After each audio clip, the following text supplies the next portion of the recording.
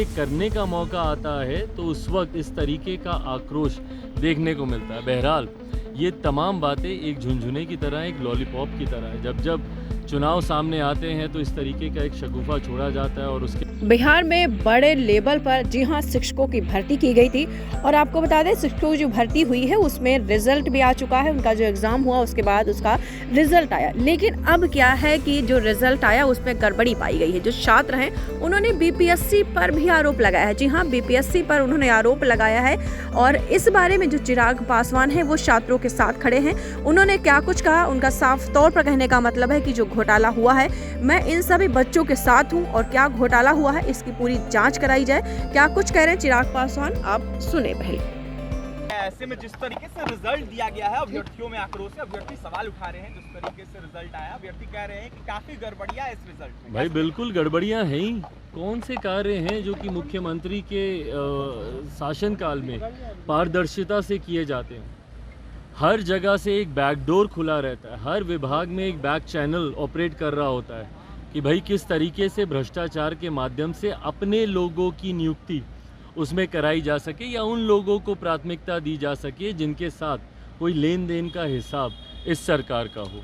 यही कारण है कि इतने सालों से ये नियुक्तियां लंबित होने के बावजूद जब ये करने का मौका आता है तो उस वक्त इस तरीके का आक्रोश देखने को मिलता है। बहरहाल ये तमाम बातें एक झुनझुने की तरह, एक लॉलीपॉप की तरह है। जब जब चुनाव सामने आते हैं तो इस तरीके का एक शगुफा छोड़ा जाता है और उसके बाद अब पूरी तरीके से ये प्रक्रिया पूरी होगी नहीं होगी या फिर ये विवादों में उलझ के रह जाएगी, ये तो आने वाला समय ही बताएगा। बट जब तक प्रक्रिया में पारदर्शिता नहीं होगी इस तरीके के का आक्रोश देखने को मिलता रहे। सीरियल वाइज अभ्यर्थियों को पास कर दिया गया है, सीरियल वाइज लगातार रोल नंबर जो है वो देखने को मिल रहा है। ऐसे में 1,70,000 पर बहाली निकाली गई थी लेकिन 1,22,000 ही चयनित। अब उसमें भी एक बच्चे का 2 जगह रिजल्ट आ रहा है। तो ये अपने में दर्शाता है ना भैया कि किस तरीके से भ्रष्टाचार की जड़ें पूरी तरीके से सरकार के हर विभाग में जम चुकी हैं। और ये उसी का उदाहरण है। एक एक बच्चे का अगर 2-2 बार रिजल्ट आ रहा है तो ये अपने में दर्शाता है कि कहीं ना कहीं कुछ ना कुछ तो गड़बड़ है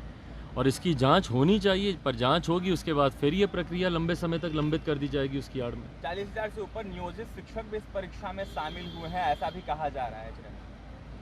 भाई अब कितने शिक्षक शामिल हुए हैं नहीं शामिल हुए हैं, पर अंतोगत्वा जब तक इसमें पारदर्शिता नहीं बरती जाएगी इसी तरीके से भ्रष्टाचार की देन ये तमाम नियुक्तियां चढ़ती रहेंगी। आरोप लगा रहे हैं कि सीट भैकम रखने जाने के लिए सब किए जा रहे हैं। बिल्कुल सही बात है, रखी जाएंगी और बाद में उसको बैकडोर से उसको भरा जाएगा। अभ्यर्थियों को लेकर चिराग पासवान आवाज उठाएंगे। भाई हम तो शुरू से डे 1 से उठा रहे हैं, पर जिन लोगों को करना है उन लोगों के कान तक वो आवाज़ जाए तब तो। आज अगर हमारी बिहार फर्स्ट बिहारी फर्स्ट की सरकार होती तो 1 मिनट में इन तमाम विषयों को हम लोग हल करते। पर जिनको करना है, जिस विभाग की ये जिम्मेदारी है, उस विभाग के ना मंत्री का इस दिशा में ध्यान है ना उनकी प्राथमिकता में ये है। और मुख्यमंत्री का तो आप लोग जान ही रहे हैं कि उनको इस बात से कोई फर्क ही नहीं पड़ता। वो जातियों में समाज। दीक्षांत एडुटेक लाया है दीक्षांत डिजिटल क्लास। दीक्षांत डिजिटल क्लास का उपयोग कर छात्र बना सकते हैं पढ़ाई को बेहद आसान और मजेदार। दीक्षांत डिजिटल क्लास को स्कूल में बैठकर देखना है तो पेन ड्राइव और स्मार्ट टीवी बनेगा सही माध्यम। चलिए अब ये भी जानते हैं कि दीक्षांत डिजिटल क्लास का फी स्ट्रक्चर क्या होगा। नर्सरी से लेकर यूकेजी के लिए 7,000, नर्सरी से लेकर दूसरी कक्षा के लिए 12,000, नर्सरी से लेकर 5वीं तक के लिए 18,000, नर्सरी से लेकर 8वीं तक के लिए 24,000, नर्सरी से लेकर 10वीं तक के लिए 30,000। अगर आपको डेमो करना है तो उसके लिए आप दीक्षांत डिजिटल क्लास के YouTube चैनल को विजिट कर सकते हैं।